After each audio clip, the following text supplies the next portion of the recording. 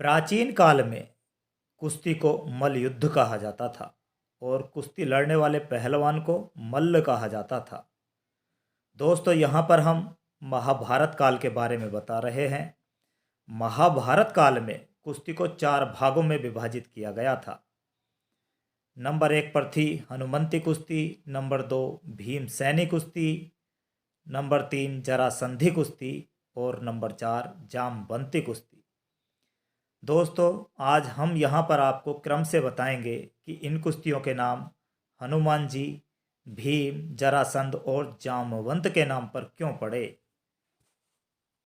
दोस्तों, हनुमान जी के नाम से, पवन सुत के नाम से, वीर बजरंगी के नाम से आप सभी परिचित होंगे। बजरंगबली को अतुलित बलधामा कहा जाता है, जिनके बल का कोई अनुमान नहीं लगा सकता। और यहाँ पर हम जिक्र कर रहे हैं हनुमंती कुश्ती का।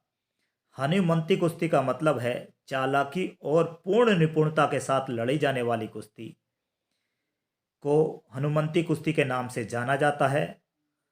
हनुमंती कुश्ती का नाम हनुमान जी के नाम से पड़ा क्योंकि हनुमान जी अपनी कुश्ती को बड़ी बुद्धिमानी तरीके से, विशेषज्ञता और तकनीक के आधार पर लड़ा करते थे। चालाकी और पूर्ण निपुणता थी उनकी कुश्ती में, इसलिए महाभारत काल में एक कुश्ती का नाम था हनुमंती कुश्ती।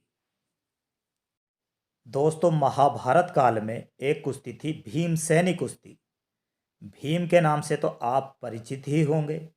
कहा जाता है कि भीम में हजारों हाथियों का बल था और भीम के नाम पर ही भीमसेनी कुश्ती का नाम पड़ा, क्योंकि भीम अपनी कुश्ती को ताकत और बल से लड़ा करते थे।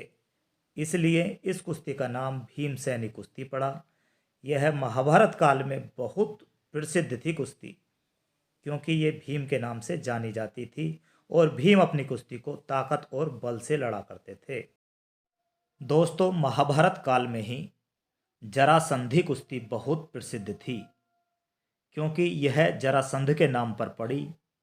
जरासंध एक ऐसा मल्ल था जो अपने प्रतिद्वंदी पहलवानों के शरीर के अंगों को मोड़कर तोड़ता था और कभी कभी उन्हें बीच से भी फाड़ दिया करता था। जरासंध के नाम पर ही इस कुश्ती का नाम जरासंधी कुश्ती पड़ा।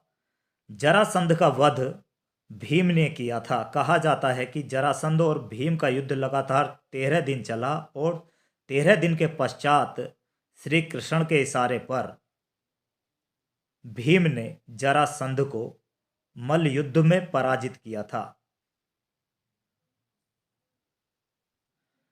दोस्तों, जामवंत जी ने रामचंद्र जी का भरपूर साथ दिया था। रामायण काल में जामवंत जी को बेहतरीन मल्लों में शामिल किया जाता था, क्योंकि इनके नाम पर ही जामवंती कुश्ती का नाम पड़ा। जामवंत जी अपनी कुश्ती को ताले और चौक का उपयोग करके लड़ा करते थे, यानी लोक और चौक का उपयोग करके अपनी कुश्ती को लड़ा करते थे।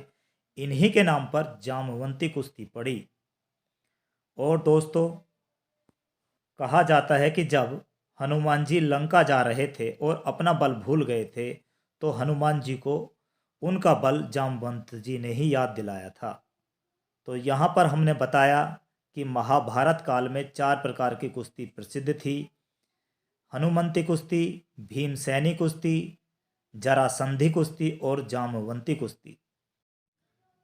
रामायण काल में बाली, सुग्रीव, हनुमान जी, रावण कुश्ती के बेहतरीन मल्ल योद्धा हुए, या यूं कह सकते हैं कि कुश्ती के बेहतरीन खिलाड़ी हुए। यदि हम महाभारत काल की बात करें तो महाभारत काल में भीम, जरासंध, कृष्ण, बलराम, शाल्या, हिडंबा, बकासुर और कंस कुश्ती के बेहतरीन मल्ल योद्धा हुए। तो हम यूं कह सकते हैं कि प्राचीन काल से ही भारत में कुश्ती बड़ी प्रसिद्ध रही और कुश्ती को बड़ी रुचि के साथ देखा और खेला जाता था। दोस्तों, यदि ये वीडियो आपको अच्छी लगे तो कमेंट्स कीजिएगा, शेयर कीजिएगा और हमारे चैनल को सब्सक्राइब कीजिएगा। धन्यवाद।